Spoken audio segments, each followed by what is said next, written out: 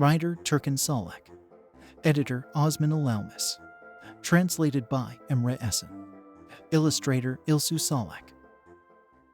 The warm air of spring brought joy to the whole meadow. The sky and the sun were shining. The winter snow were melting and mixing with the stream.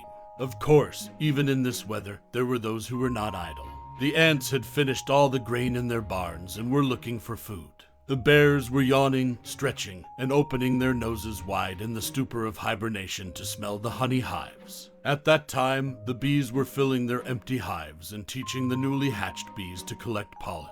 Belle, who could not fit in her egg and came out a day early, learned from the first day. She was flying from flower to flower, calling the yellow dust forty pollens falling from her wings as sun dust. She had heard this from the Queen Mother. Pollen dust was as important as the sun for them in the world. Do not underestimate any pollen, my little bees. They are our sun dust. We gather it together and make our sparkling honey, she was saying. Belle, too, was gently putting sun dusts in her basket. She wanted to take it to the hive without leaving a single one behind. The teacher bee said, "Hey Belle, be careful. If you collect some more sun dust, you will fit all the sun in your basket. Rest assured, then we don't want you to close the lid," said. The other bees began to buzz with this joke. Only Belle was thinking, fitting the sun in your basket. As the day gave way to night, they returned to the hive. Everyone gave the sun dust they collected and looked at how much pollen they collected. Indeed, she had collected the most sun dust among the newly hatched bees. Belle was overjoyed. She was also thoughtful. He always thought of that word while she was eating her food and cleaning the honey from his wings. Fitting the sun in your basket.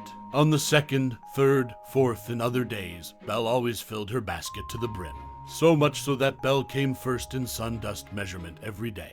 Belle was the center of attention from day 5 among the baby bees who wondered how she collected so much pollen. Some looked at her with envious eyes, while others congratulated her and wanted to be her friend. On the 6th day, Toll, one of the little bees, came up to Belle and said, "Hey Belle, you are doing a great job. How can you collect so much pollen?"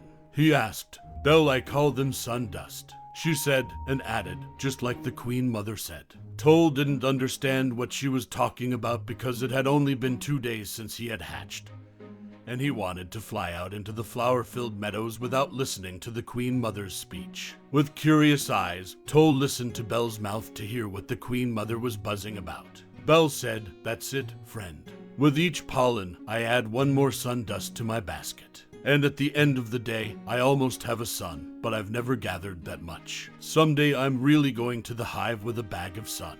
Then our honey will never run out." The next day, Toll and Belle took permission from the teacher bee to collect solar dust together. Their baskets were so full that they asked the teacher bee for another basket. The teacher bee and the others, who had never encountered such a thing before, did not know what to do, and as a solution, they combined the half baskets and gave the empty basket to Toll and Belle. Toll and Belle, who filled the 3 baskets until the evening, came first in the measurement. They were very tired, but they could rest as it was a holiday the next day. Early in the morning, Belle went to Toll's honeycomb. He was eating Toll honey, who had just woken up. He was surprised to see Belle in front of him. Moreover, Belle had baskets in his hand. "Toll, good morning, friend. You're early. What are you doing with those baskets?" "Belle, good morning, dude. I have a plan.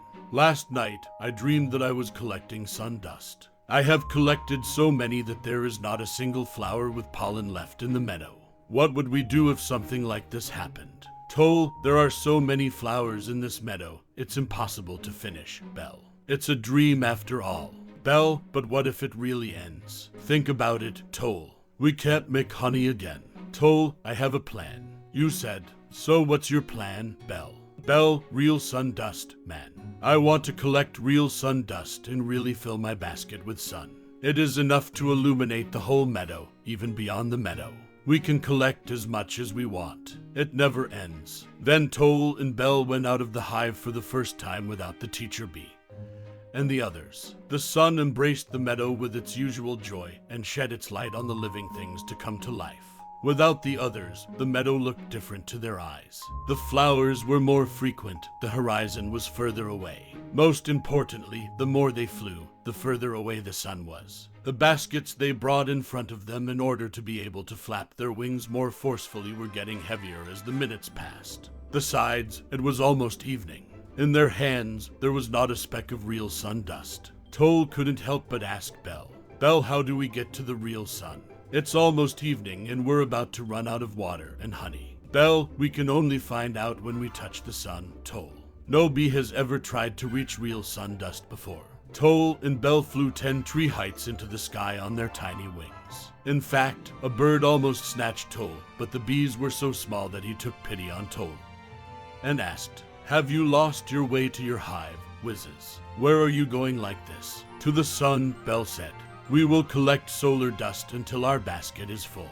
The bird began to laugh at these words. "So you will collect sun with these baskets?" The baskets were even smaller than a bird's eye. The bird decided to have fun with the bees and added, "As far as I heard, there are a lot of animals who want to collect sun, little ones. You better find your way quickly before someone fills their basket with sun and closes the lid."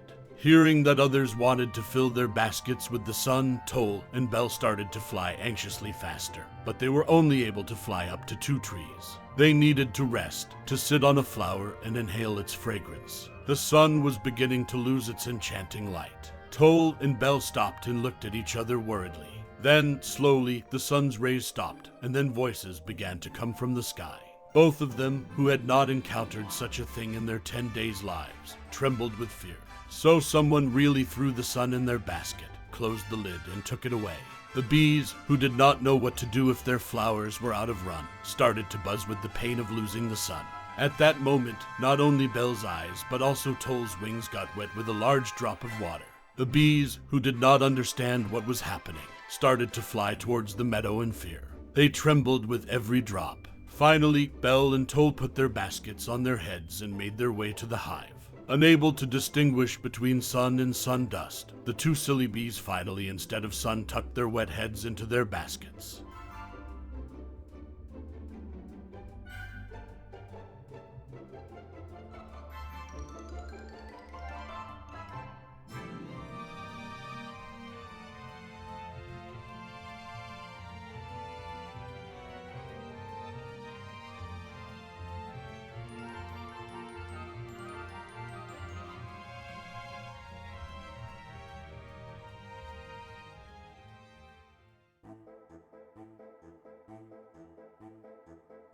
Writer Turkin Salek.